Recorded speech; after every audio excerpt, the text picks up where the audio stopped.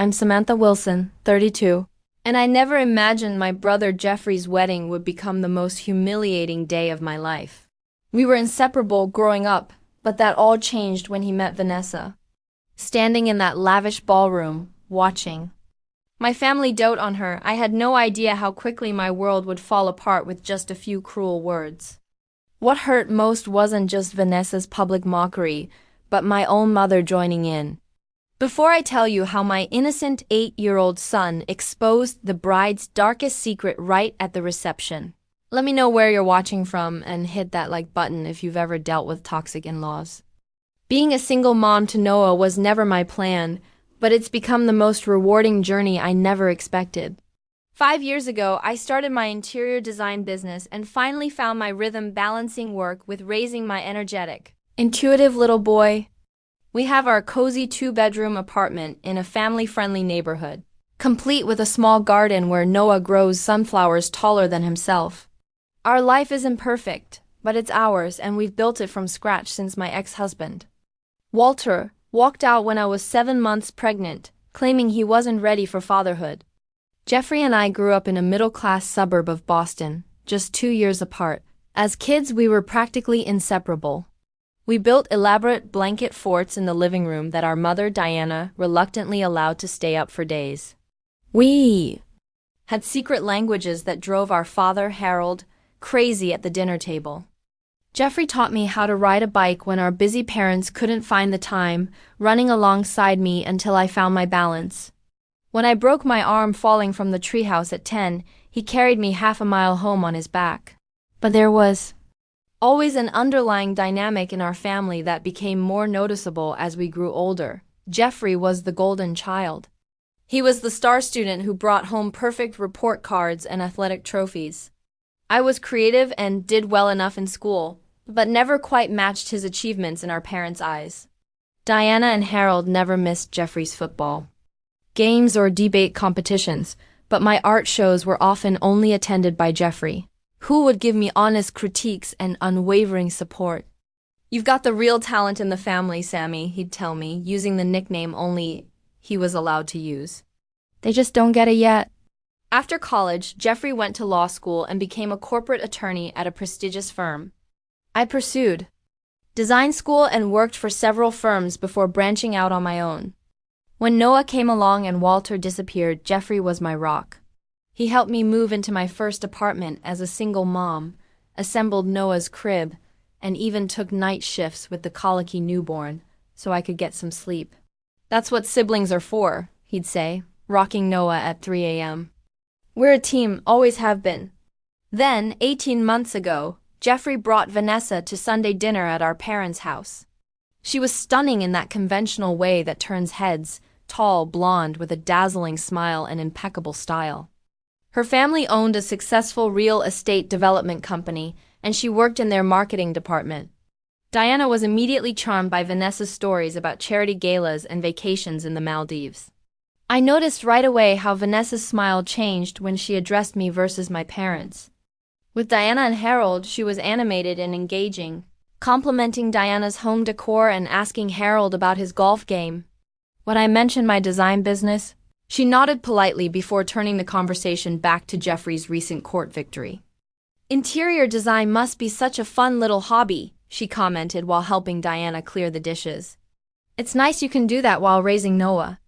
Jeffrey didn't seem to notice the subtle dismissal, but I caught the flash of judgment in her eyes when Noah accidentally spilled his juice, and I calmly cleaned it up instead of scolding him. "Your son seems a bit undisciplined," she whispered later when we were alone in the kitchen. "Children need firm boundaries, you know." Despite these red flags, I tried to give Vanessa the benefit of the doubt. Maybe she was just nervous meeting Jeffrey's family. Maybe her privileged upbringing made it hard for her to relate to my struggles as a single mom. I invited her to lunch, just the two of us, hoping to build a connection, but she always had excuses: work meetings, hair appointments, charity committees. Noah, with his open heart, was excited about having a new aunt. He made Vanessa a hand-drawn card with "Welcome to our family" written in his best second-grade handwriting. When he presented it to her at another family dinner, she took it with 2 fingers as if it might be contaminated, and placed it aside without opening it. I watched his little face fall, and something hardened in my heart against this woman who couldn't spare a moment of genuine kindness for an innocent child. "Why doesn't Aunt Vanessa like my drawings?" Noah asked me on the drive home. "Some grown-ups just don't understand how special children's art is," I told him, fighting back tears. "But I think your drawings belong in museums." I tried sharing my concerns with Jeffrey, but he was already deep under Vanessa's spell. "You're just not giving her a chance, Sam," he said, his voice uncharacteristically cold. "Vanessa comes from a different world. She's trying her best." But I wasn't sure she was trying at all. As their relationship progressed, I watched my brother slowly transform from the supportive, kind man I'd known all my life into someone who prioritized Vanessa's feelings and opinions above all else, even his own family. Jeffrey proposed to Vanessa after only 6 months of dating. He announced it at our parents' anniversary dinner, presenting her with a diamond ring that must have cost 3 months of his salary. Diana squealed with delight. Harold clapped Jeffrey on the back, and I forced a smile that felt like it might crack my face. Noah, bless his heart, asked innocently if this meant Vanessa would come to his school play next month. Her tight smile and vague reply spoke volumes. The engagement party was held at the country club where Vanessa's family were long-standing members. I spent 2 weeks' worth of my grocery budget on a new dress, determined to fit in with the crowd of socialites and corporate lawyers. Noah wore his first little suit, his hair slicked down with water because we couldn't afford fancy styling products.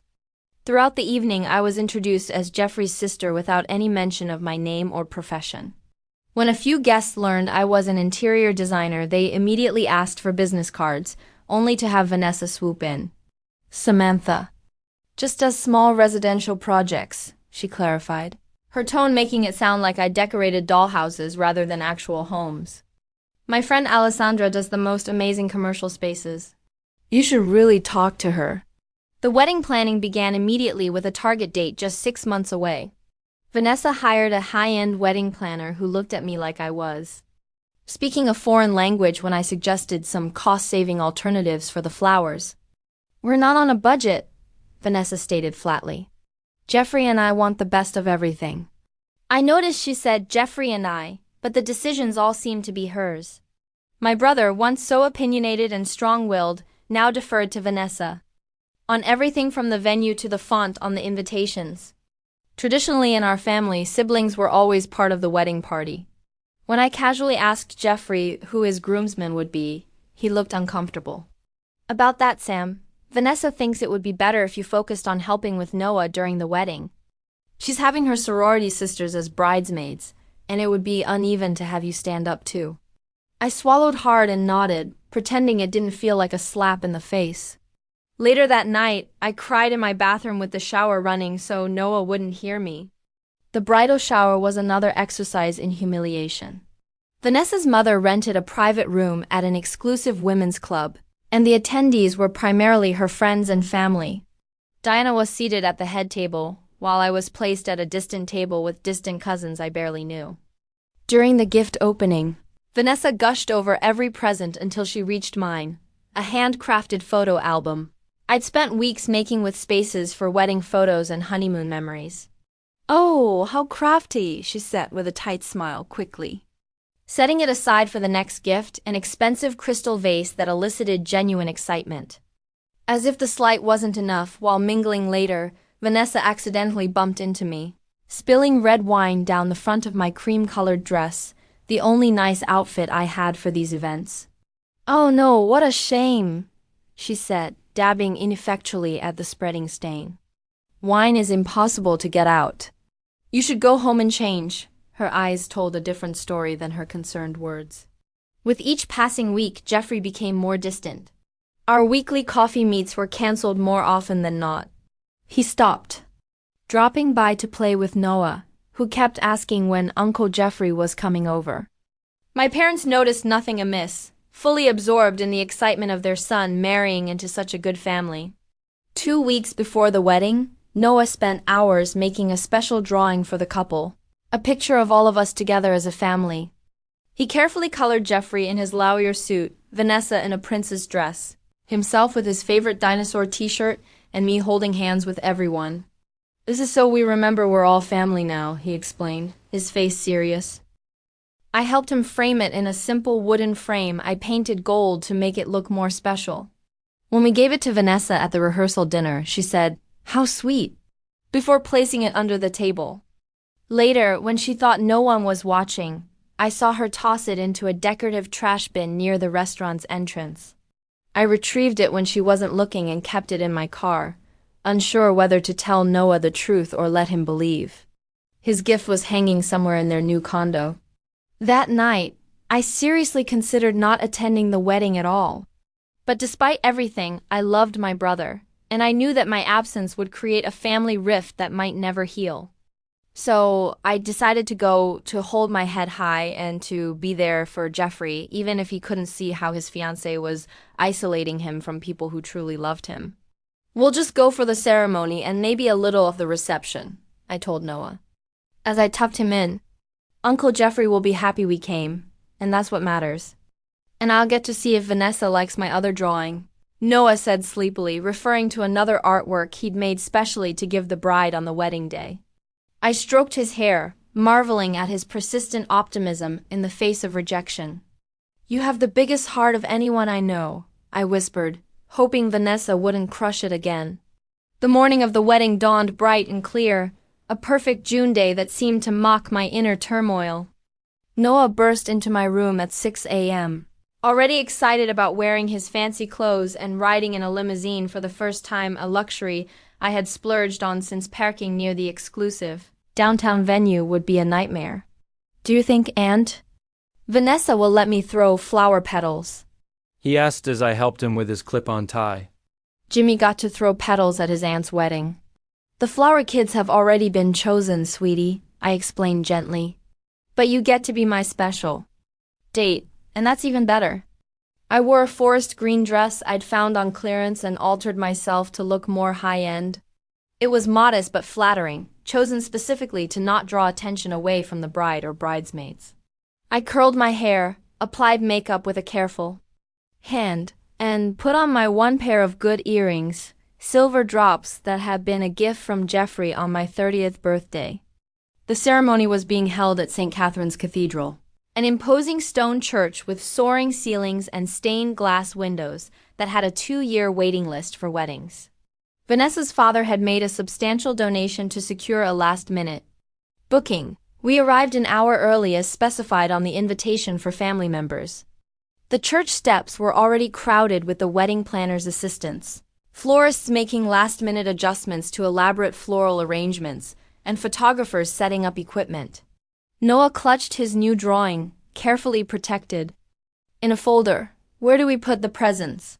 he asked a tuxedo usher. "Gifts go to the reception venue," the man replied, barely glancing at us. "Family members?" I nodded. "Right side of the church, please." We made our way inside, where I was surprised to find most of the front pews already reserved with elegant family of the bride signs. A young woman with a clipboard approached us. "You must be Samantha," she checked her list. "You and your son are in row 12. Row 12, I repeated, confused. "But I'm the groom's sister." She gave me a sympathetic look that suggested this wasn't her decision. "Those are the seating assignments I was given. The front rows are for parents, grandparents, and," she hesitated, "special family members. Special family members." The distinction stung, but I simply nodded and led Noah to our assigned seats, far enough back that we'd barely be able to see the ceremony. As we settled in, Vanessa's extended family began to arrive, cousins, great-aunts, and even what appeared to be distant family friends all being seated ahead of us. Diana and Harold arrived, escorted immediately to the front row. My mother, dressed in an expensive new outfit, didn't even look around for me. They were fully absorbed in their role as parents of the groom, accepting congratulations and looking proud. The ceremony itself was objectively beautiful. The church glowed with candlelight. The music was performed by a string quartet. When Jeffrey took his place at the altar, he looked happier than I'd seen him in months.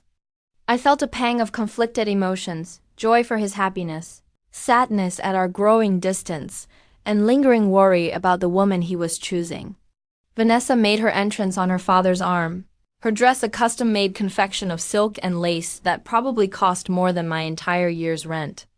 Even from our distant seats, I could see she was radiant, and the genuine love on my brother's face as he watched her approach brought tears to my eyes. Noah leaned against me during the vows, his small hand in mine, occasionally whispering questions about the proceedings. As the couple was pronounced husband and wife, he squeezed my fingers. "Now she's really our family, right, Mom?" "That's right," I whispered back, hoping that somehow being officially family might soften Vanessa's heart toward us. The receiving line after the ceremony dashed those hopes quickly. When we finally reached the newlyweds, Jeffrey gave me a quick, distracted hug before being pulled away by Vanessa's mother for photos. Vanessa herself offered a cool cheek for me to air kiss. "Congratulations," I said warmly, determined to start fresh. "The ceremony was beautiful." "Thanks for coming," she replied, her eyes already moving to the guests behind us. She didn't acknowledge Noah at all, even as he tried to hand her his drawing. "I made this for you," he said, his voice small but determined. "Put it with the other gifts, sweetie," she said without looking at it. "We have to take photos now." I guided a disappointed Noah away, tucking his drawing back into its folder. "We'll give it to her later at a better time," I promised, though I wasn't sure such a time would ever come. The reception was held at the Belmont, the city's most exclusive hotel. The ballroom had been transformed into a winter wonderland theme. Despite the June date with crystal decorations, white flowers, and actual ice sculptures on every table. The cocktail hour was in full swing when we arrived, with servers circulating with champagne and elaborate hors d'oeuvres. I accepted a glass of champagne, needing the liquid courage to face the next few hours. Noah was immediately bored by the adult conversation and lack of other children, so I found him a seat near a window where he could at least watch the boats on the river outside. As I tried to mingle, I couldn't help but notice how Vanessa's friends regarded me with curious, sometimes pitying looks. Several times I caught snippets of conversation that stopped abruptly when I approached, raising the boy all alone. Couldn't Jeffrey have found someone from our circle? Heard she lives in that developing area near the old factory? At one point, I escaped to the restroom for a moment of peace, only to hear Vanessa's voice from one of the stalls speaking to who I presumed was her maid of honor. "Jeffrey's family is just so provincial, especially his sister. Did you see that? Off-the-rack dress? And that child of hers has clearly never been taught proper behavior." I slipped out before they emerged, my cheeks burning. When I returned to the main room, my mother intercepted me, her expression a mixture of criticism and concern. "Samantha, I wish you'd made more effort with your appearance today. Vanessa's friends are all so elegantly dressed." "I'm wearing my best, Mom," I replied, trying to keep my voice steady. Diana sighed, patting my arm condescendingly. "Well, try harder with Vanessa, please.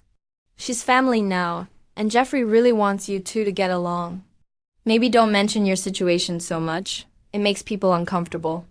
"My situation?" "My life as a single mother that I built from the ground up, that I was proud of despite its challenges." "I'll do my best," I managed, though inside I was screaming that I'd been trying all along, only to be consistently rejected. As guests began moving into the dining area for dinner, I found Noah and straightened his little tie, grateful for his innocent presence that kept me anchored.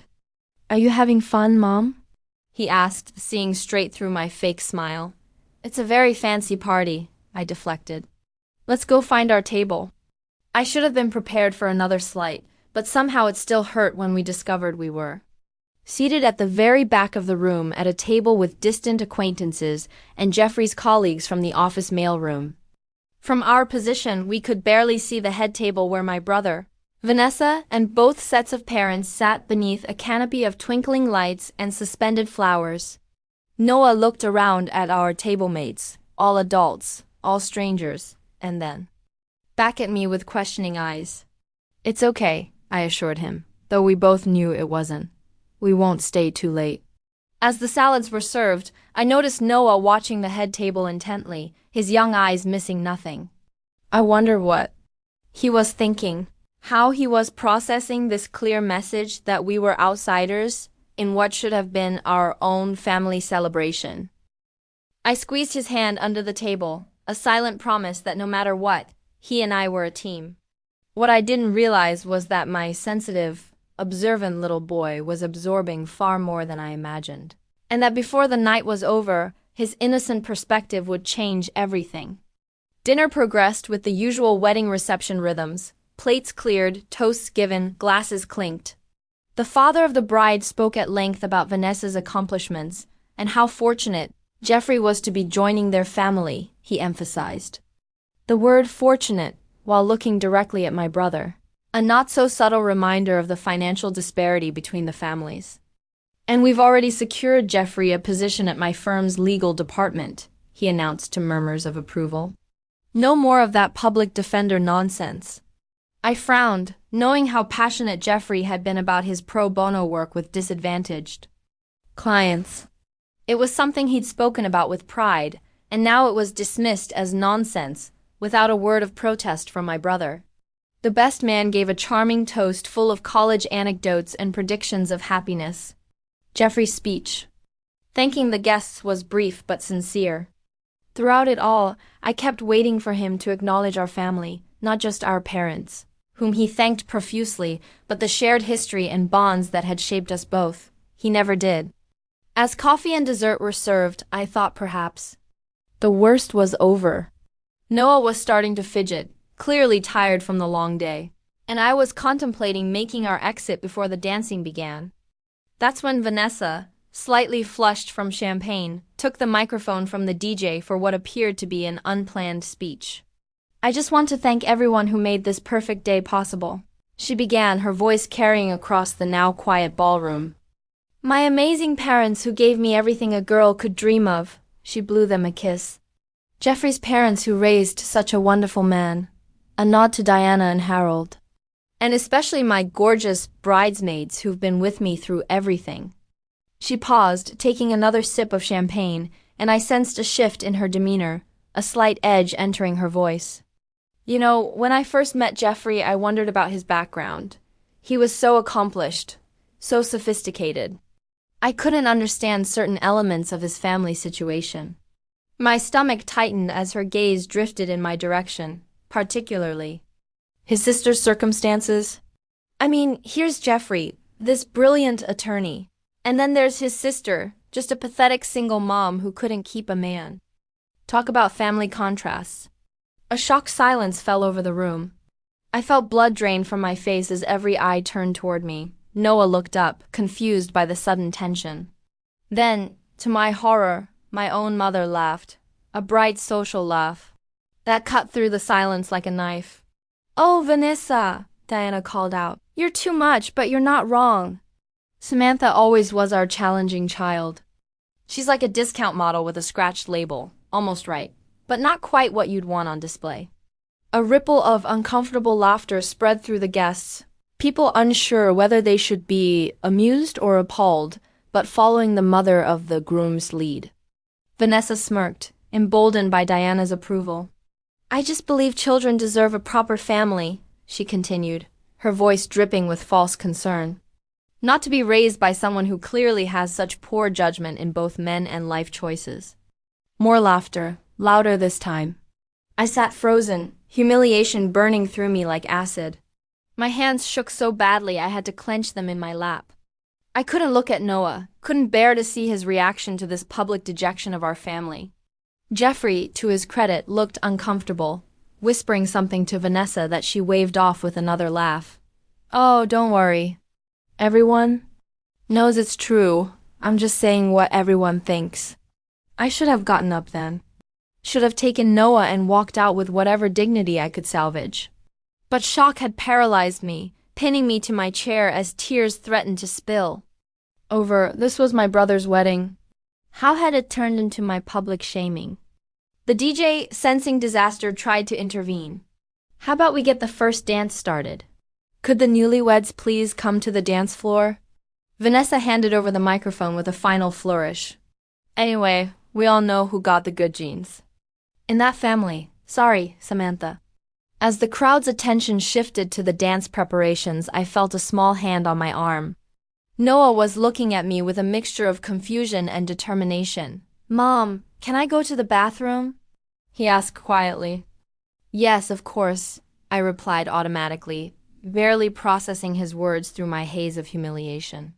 "It's just past the dessert table." He nodded solemnly and slipped away from the table. I sat there trying to compose myself, considering whether to follow him and just keep walking out of the venue altogether. But before I could decide, the DJ announced the first dance, and the lights dimmed as Jeffrey and Vanessa took the floor. I watched through blurring eyes as they began to sway to a romantic ballad. Vanessa was whispering something in Jeffrey's ear, making him smile. My brother, who had sat silently through my public evisceration, now looked completely content in his bubble of newlywed bliss. And then something unexpected happened. As the song reached its chorus, there was movement on the small stage where the DJ was set up. Noah had somehow climbed up beside him and was reaching for the second microphone. The DJ, distracted by managing the music and lights, didn't notice until Noah had already switched it on. "Excuse me." My son's clear voice rang out through the ballroom speakers. "Excuse me, everyone." The music continued, but all heads turned toward the stage. Vanessa and Jeffrey stopped dancing, looking up in confusion. "I know something about the bride," Noah continued, his voice steady despite being the center of attention of hundreds of adults. An absolute hush fell over the room. The DJ, flustered, cut the music mid-song, leaving Noah's voice as the only sound in the vast space. I froze from my seat, unsure whether to rush to him or let him speak. Something in his determined little face made me pause. "3 weeks ago," Noah said clearly, "when Mom took me to the Green Hills Mall to buy Uncle Jeffy's wedding present, I saw Aunt Vanessa. She didn't see me because I was in the toy store while Mom was next door buying a picture frame." Oh God, what had he seen? I hadn't let Noah out of my sight at the mall. He must have spotted something through the store window that connected to the main concourse. "Aunt Vanessa was with a man who wasn't Uncle Jeffrey," Noah continued innocently. "They were next to the fountain, and they were kissing. Not just a quick kiss, but the kind that's in movies where people hold on to each other really tight." Gasps echoed through the ballroom. Vanessa's face had gone sheet white. Jeffrey stood motionless beside her, his expression unreadable. The man had dark hair and a little beard, and he was wearing a blue jacket with patches on the elbows. He gave Aunt Vanessa a key and said, "Can't wait for next weekend." And Aunt Vanessa said it would be their special place just for them. I recognized the description immediately. Marcus, Vanessa's ex-boyfriend from college.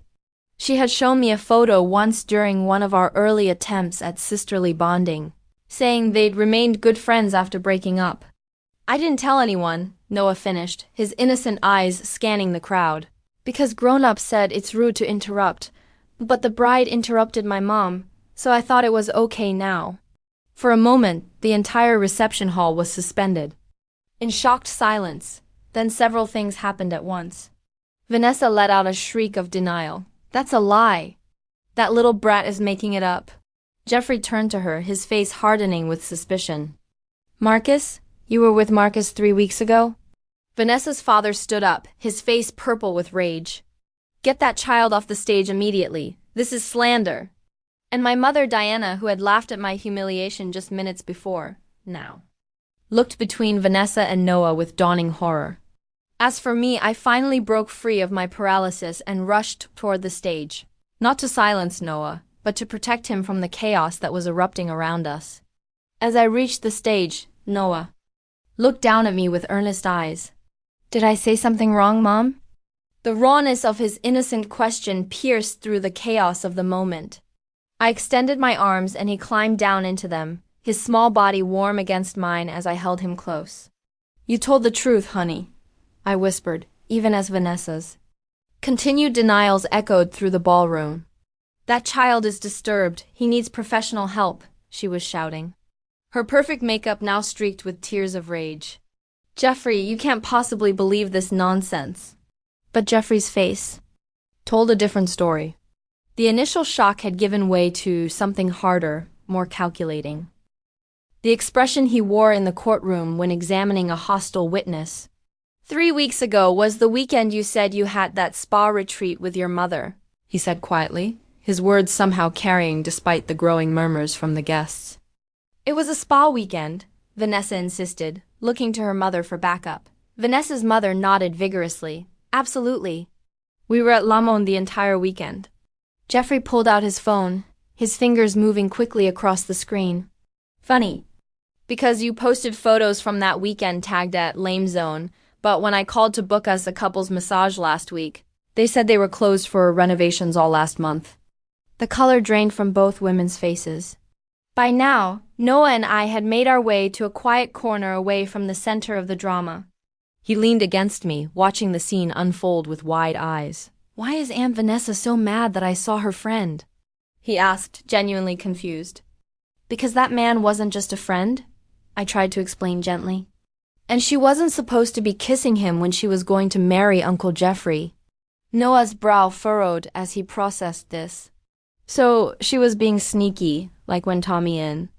My class takes extra cookies and lies about it? Something like that, I agreed, but much more serious. Back at the head table, Vanessa's defense was crumbling. Her father had taken over, trying to control the situation with the same authoritative tone he probably used in board meetings. This is ridiculous. We're not going to let a child's imagination ruin this beautiful day. Everyone, please return to your seats. DJ music, please. But it was too late. The carefully orchestrated wedding reception had descended into clusters of whispering guests, many already gathering their belongings, sensing that the celebration was effectively over. And then, unexpectedly, another voice joined the fray. Connor, Jeffrey's best friend and best man, stood up from his seat at the head table. Jeff, he said, his voice tight with evident discomfort.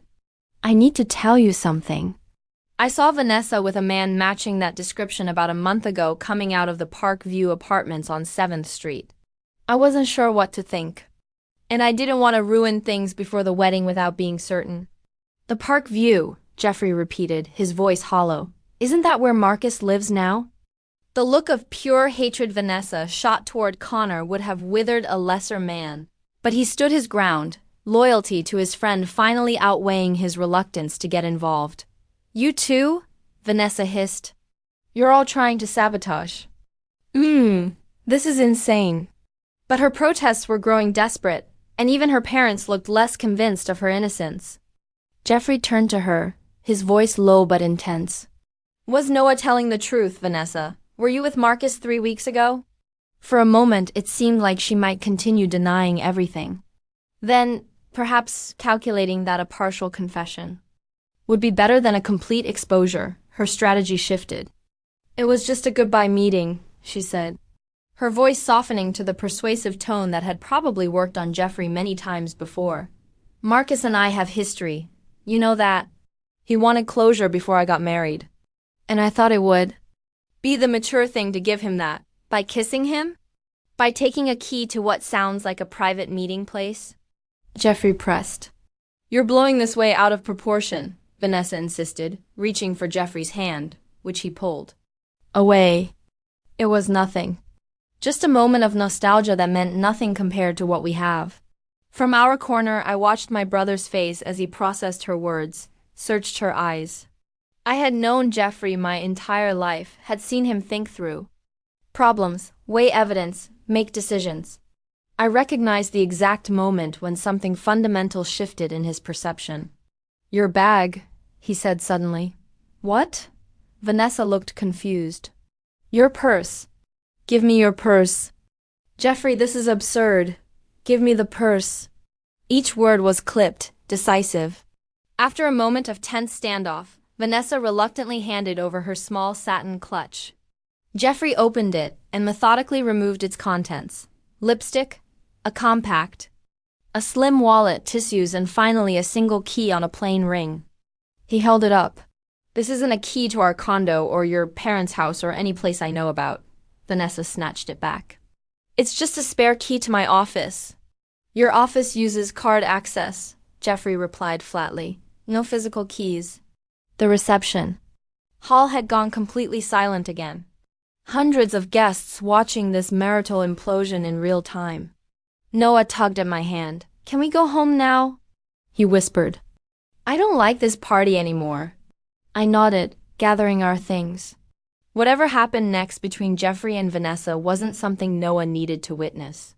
We had started moving quietly toward the exit when Jeffrey's voice rang out. "Samantha, wait."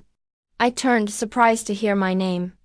Jeffrey was walking toward us, leaving a tearful Vanessa behind with her increasingly agitated parents. When he reached us, he knelt down to Noah's level. "Thank you for telling the truth," he said solemnly.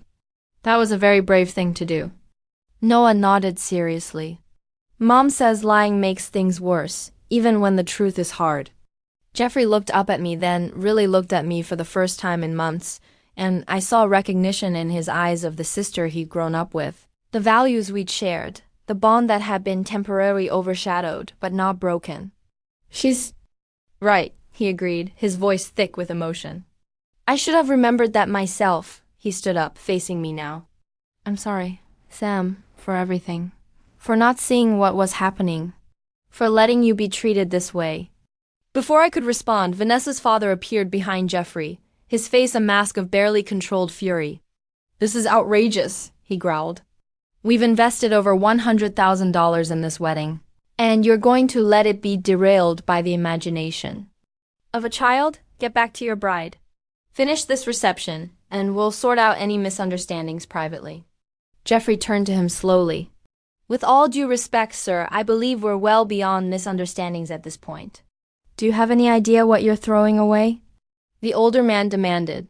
"Not just Vanessa, but your future with our firm. Connections that could make your career." Jeffrey's smile was sad but determined. "I'm beginning to see exactly what I'd be giving up. And what I've already risked losing that's far more valuable." He turned back to me. "Take Noah home. I'll call you tomorrow." "I promise." As Noah and I finally made our exit, the sounds of continued argument faded behind us. In the quiet of the hotel lobby, Noah looked up at me with tired eyes. "Did I do something wrong, Mom?" He asked again, uncertainty in his voice. I knelt down and wrapped him in the tightest hug. "No, sweetheart. You did something very brave and honest. Sometimes grown-ups forget how important truth is, and it takes someone with a pure heart to remind us." He seemed satisfied with this explanation, leaning his head against my shoulder as we waited for our car. Behind us, the elegant wedding that had become a battlefield receded, and ahead lay the quiet sanctuary of our modest apartment, a home built on love and honesty rather than appearances and deception. The drive home was quiet, with Noah falling asleep almost immediately in the back seat of our rented limousine. I sat beside him, gently stroking his hair, my mind replaying the evening's events in an endless loop. The humiliation, the shock, the unexpected vindication. It was too much to process all at once. When we arrived home, I carefully carried Noah to his bed, removing only his shoes and tie before tucking him in. He stirred briefly, mumbling something about Uncle Jeffrey before drifting back to sleep. I stood watching him for a long moment, marveling at his intuitive sense of right and wrong, his courage in the face of adult complications. "You're the best thing that ever happened to me," I whispered, though he couldn't hear. Sleep eluded me that night. I sat in our small living room with a cup of tea, alternately reliving painful moments and wondering what was happening back at the reception. Had Jeffrey and Vanessa somehow reconciled? Had her family's influence prevailed? I checked my phone repeatedly, but there were no calls or messages. Around 2 a.m., I was startled by a knock at the door. Cautiously peering through the peephole, I was shocked to see Jeffrey standing there, still in his wedding tuxedo, though the bow tie was undone and hanging loose around his neck. "Can I come in?" he asked when I opened the door. His voice was hoarse, his eyes red-rimmed from what might have been tears or exhaustion, or both. I stepped aside, letting him enter the apartment he'd once visited regularly, but hadn't set foot in for months. He stood awkwardly in the center of the living room, looking around as if seeing it for the first time. "Noah's asleep," I said quietly. "Do you want some tea or something stronger?" "Tea is fine," he replied, sinking onto the couch. "Though, I probably need the stronger option. I busied myself in the kitchen, giving him a moment to collect himself. When I returned with 2 mugs, he accepted one gratefully, cradling it between his hands. So, I ventured after a moment of silence. What happened after we left? Jeffrey took a long sip before answering. Chaos. Complete chaos. Vanessa had a full meltdown, alternating between denial, accusations, and eventually a partial confession. When Connor and 2 other friends admitted they'd seen her with Marcus on separate occasions. "I'm so sorry," I said, commiserating. Despite everything, no one deserves to discover such betrayal on what should be the happiest day of their life. Her father threatened to sue Noah for defamation, Jeffrey continued, a flash of anger crossing his face. Can you believe that? Threatening to sue an 8-year-old child for telling the truth. He was just trying to protect her, I said, though I felt no sympathy for either of them. I told him if he so much as looked in Noah's direction, I'd countersue for fraud and emotional distress and make sure every society column in the city got the full story. Jeffrey's jaw tightened. That shut him up pretty quickly. And Vanessa? She eventually admitted she'd been seeing Marcus off and on throughout our entire relationship. The key was to a condo he bought specifically for their meetings. Apparently, our engagement accelerated their timeline. She was planning to go through with the wedding for appearances and financial security, while maintaining her relationship with him on the side. The calculated nature of the deception was breathtaking. Why even pursue you in the first place? Then, according to what she finally shouted at me before storming out, Marcus doesn't have the social standing or financial prospects to satisfy her parents. I was the respectable face, the appropriate husband for public consumption, while He was, Jeffrey grimaced, the passion. we sat in silence for a moment, absorbing the magnitude of what might have been a lifetime of lies and betrayal had Noah not inadvertently exposed the truth. What about Mom and Dad? I finally asked. Jeffrey's expression darkened. That's another story entirely. Mom tried to smooth everything over, suggesting we all just move past this unpleasantness and continue with the reception. When I refused, she actually blamed you and Noah for ruining everything. The pain of that betrayal cut deep, though it shouldn't have surprised me after her earlier cruelty. Dad was a bit better, Jeffrey continued. He seemed genuinely shocked by both Vanessa's behavior and Mom's reaction to it. They had a pretty intense argument right there at the head table. I can imagine, I murmured, thinking of my father's generally quiet acceptance of whatever social script my mother dictated. I told them both that what they allowed to happen to you tonight was unforgivable, Jeffrey said, his voice growing stronger. That I was ashamed of them, especially Mom, for joining in Vanessa's attack on you. Tears pricked at my eyes, unexpected emotion welling up at this belated defense. You didn't have to do that, I said softly. Yes, I did. Jeffrey sat down his mug and leaned forward intently. Sam, I've been blind. Worse than blind. I've been willfully ignorant. I let Vanessa isolate me from you and Noah because it was easier than confronting the tensions. I ignored red flags because I was flattered by her attention and her family's acceptance. He ran a hand through his hair, disheveling it further. And I let her treat you like you were somehow less than.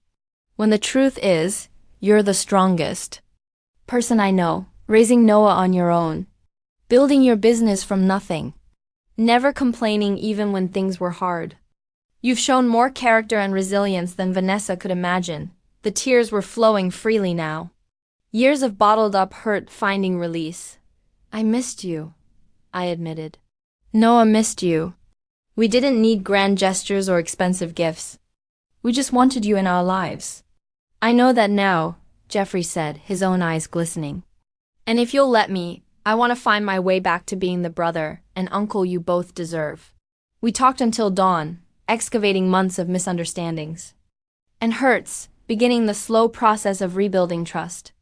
As the first light of morning crept through the windows, Noah padded into the living room in his rumpled suit, eyes widening at the sight of his uncle. Uncle Jeffrey, he exclaimed, immediately climbing onto the couch between us. Did you and Aunt Vanessa fix everything? Jeffrey exchanged a look with me before answering carefully. Aunt Vanessa and I aren't going to be married after all, buddy. Sometimes grown-ups discover they've made a mistake, and it's better to fix it right away than to pretend everything's okay. Noah considered this solemnly. Because of the kissing man at the mall? Partly because of that, Jeffrey agreed. But also because I realized some important things about what really matters in life. Noah nodded as if this made perfect sense. Like being nice to people and telling the truth. Jeffrey smiled, genuine warmth replacing the tension that had lined his face all night. Exactly like that. And speaking of telling the truth, I owe you a huge thank you for being brave enough to do that last night. Noah beamed. Then his expression grew serious again. Does this mean you can come over and play video games again? Mom's really bad at Mario Kart. Jeffrey laughed, the sound startling after so many hours of intensity. I would love that, buddy. In fact, I was hoping I could take you both to breakfast this morning. I know this great pancake place. As we prepared to leave for breakfast, I marveled at how differently this day was beginning compared to how yesterday had ended.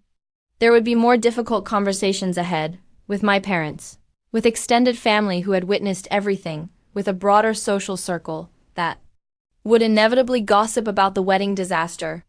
The annulment process would be complicated and painful for Jeffrey.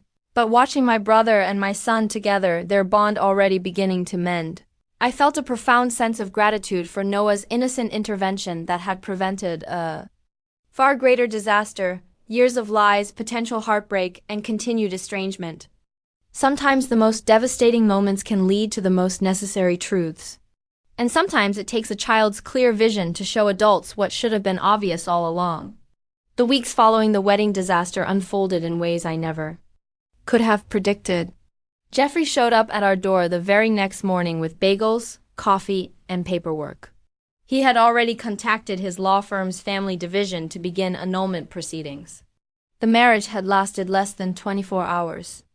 I don't want a single legal tie to Vanessa or her family, he explained as Noah happily devoured a chocolate chip bagel at the kitchen table. Their threats to sue Noah were the last straw. Despite Vanessa's father's blustering, no lawsuit materialized. As Jeffrey put it, they realized how catastrophically bad it would look to sue a child for telling the truth about their daughter's infidelity. Instead, Vanessa and her family quietly retreated to their summer home in Maine, issuing a brief statement about irreconcilable differences that emerged after the ceremony.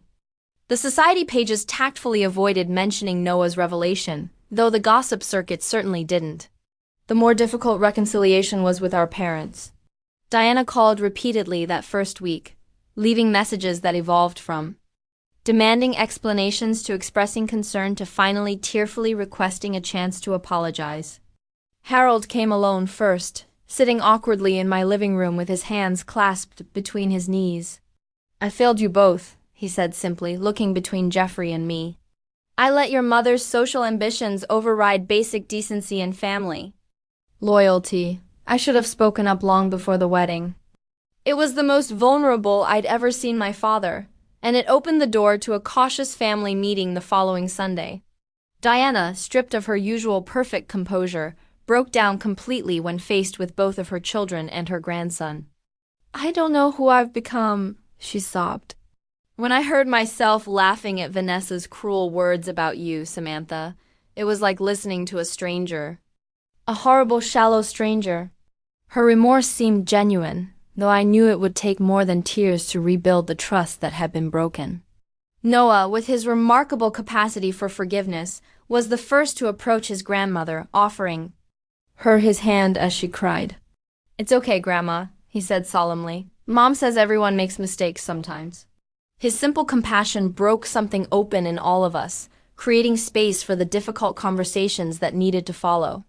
Jeffrey suggested family therapy, and surprisingly, our parents agreed without hesitation. Dr. Elaine Winters, a family systems therapist with a warm office and no-nonsense approach, guided us through weekly sessions that gradually unearthed decades of dysfunctional patterns. Diana, she said during one particularly intense session, your fixation on social status seems to stem from your own mother's conditional love. And Harold, your avoidance of conflict reinforces Diana's control. Meanwhile, Samantha and Jeffrey were cast in rigid roles, golden boy and disappointing daughter, that limited both of them. It was painful work excavating these old wounds, but necessary. Through those sessions, I finally verbalized how deeply it had hurt to be considered the family's lesser light. How my choices, including my determination to raise Noah alone rather than stay in a toxic marriage, had been consistently undervalued. I never wanted your pity, I told my parents. I wanted your respect. The therapy helped, but what really transformed our family was the day-to-day rebuilding of relationships. Jeffrey became a regular fixture in our lives again, showing up for Sunday dinners, Noah's soccer games, and ordinary weeknight visits. He brought ice cream when Noah had a difficult day at school, helped me repaint the living room when a client canceled a big project, and slowly earned back his place in our inner circle. Noah bloomed under his uncle's renewed attention. The two of them developed Saturday morning rituals, pancakes, followed by a children's coding class at the library, then an afternoon of building elaborate Lego structures or exploring local parks. I watched their bond strengthen and felt a healing in my own heart. This was the family connection I had feared was lost forever. 3 months after the non-wedding, another unexpected development occurred.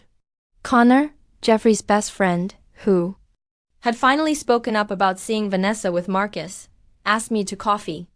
What I thought was a casual catch-up turned into a slightly nervous confession. I've always thought you were amazing, he admitted, stirring his latte with excessive focus. The way you've built your life on your own terms, how great you are. With Noah, but with Jeffrey dating Vanessa, it felt complicated. I was surprised but touched by his honesty. Connor had always been kind, if somewhat reserved around me. We began dating cautiously, both aware of the potential complications if things didn't work out. But his steady presence, his genuine interest in Noah, and his unwavering support of my work created a foundation of trust that grew stronger with each passing month. By Thanksgiving, our family gathering looked dramatically different from the previous year. Instead of the strained politeness that had characterized recent holidays, there was genuine warmth around my parents' dining table. Diana had thrown herself into cooking rather than presentation, creating dishes she remembered Jeffrey and I loving as children. Harold engaged Noah in a lengthy conversation about his science project, showing real interest rather than perfunctory attention. Jeffrey brought Andrea, a children's librarian he'd met at one of Noah's coding classes. She was everything Vanessa wasn't: warm, unpretentious, genuinely interested in others. The way she drew Noah out about his favorite books, listened intently to my mother's stories, and teased Jeffrey about his terrible cooking showed an emotional intelligence that fit perfectly into our healing family. Connor's hand found mine under the table as we watched this new configuration of relationships unfold. Your family's come a long way, he murmured. We had a good wake-up call, I replied, thinking of that devastating wedding reception that had ultimately freed us all from destructive patterns. My interior design business thrived unexpectedly in the aftermath of the wedding drama. Several guests who had witnessed my dignity in the face of Vanessa's cruelty sought me out for projects, impressed by both my restraint and Noah's courage. Jeffrey connected me with several of his colleagues who needed home offices redesigned, and soon I had enough work to hire an assistant. 6 months after the wedding, Noah received a Courage and Honesty Award at his school's character education assembly. As he accepted the certificate, his teacher mentioned how he had stood up for a classmate who was being bullied, even when it wasn't the popular choice. Where did you learn to be so brave? I asked him later that evening. He considered the question with his characteristic seriousness. I think I learned it from you, Mom. You always tell the truth even when it's hard. Like when you told me why Dad doesn't visit, or when you explain why we can't buy expensive things sometimes. His insight brought tears to my eyes. All the struggles, all the moments of doubt about whether I was doing right by him as a single parent. And here he was absorbing the values I most wanted to instill. A year to the day after the wedding disaster, we held a different kind of family celebration, Noah's 9th birthday party. It was a simple backyard gathering with streamers, a homemade cake, and a small group of his closest friends. My parents were there, Harold manning the grill while Diana organized party games with unexpected enthusiasm. Jeffrey and Andrea brought an elaborate Lego set that made Noah's eyes widen in disbelief. Connor stood beside me, his arm around my waist, as we watched Noah attempt to blow out all 9 candles in one breath. "Make a wish," everyone called as he took a deep breath. Looking around at the gathered faces, family that had been broken and mended, new relationships that had bloomed from the ashes of old ones, I felt a profound sense of gratitude for the painful truths that had set us all free. Vanessa's cruelty and betrayal had ultimately been the catalyst for authentic healing and growth. As Noah blew out the candles on his 9th birthday cake, surrounded by the family that had finally learned to truly see and value us both, I realized that sometimes our greatest wounds lead to our most profound healing if we're brave enough to face the truth they reveal. Have you ever experienced a moment when an uncomfortable truth ultimately saved you from something worse? I'd love to hear your stories in the comments below. If this story resonated with you, please hit that like button and subscribe to hear more real-life journeys of healing and transformation. And remember, sometimes the youngest among us can be our greatest teachers. They see with clarity what we adults often overlook. Thank you for listening, and until next time, keep choosing truth, even when it's difficult.